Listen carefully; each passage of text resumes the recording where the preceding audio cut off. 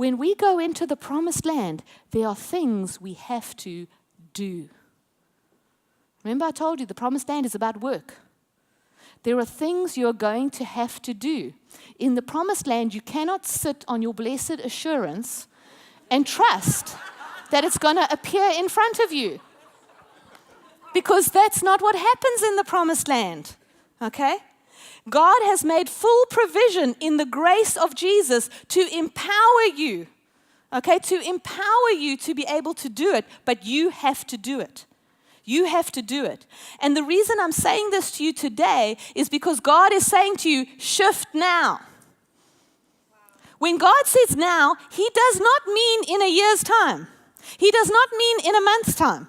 When God says now, He means now, which means that there are things that God is calling you to step out and begin to do now. And why is God saying that to you now? Because He loves you. Yes, He loves you. But why is God saying it to you now? Because God is interested in nations. And God is interested in your nation. And all of those of you watching online, He's interested in your nation. But He's interested in this nation of Canada right now. And He's interested in the nation of Canada, that the body of Christ would come to her place of authority in this nation and begin to lead and make a way for this nation to become who she's called to be. Because your nation is in danger of going on a path away from the Lord.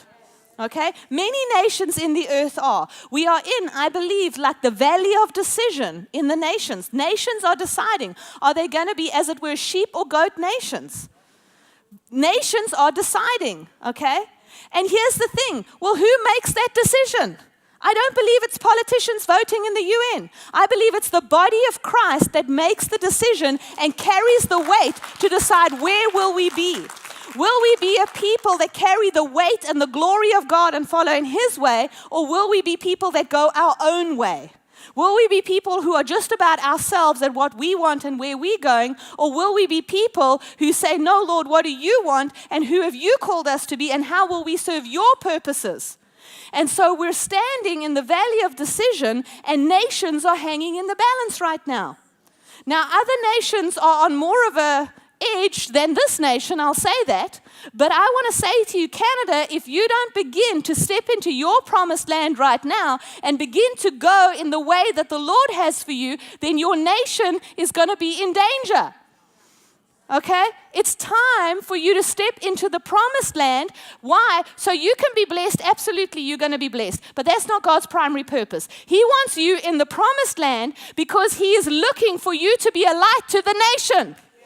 He's looking for a people who, as they step into the promised land and they begin to do the ideas and the seeds God put in your heart, as you begin to do those things, guess what? You're going to prosper.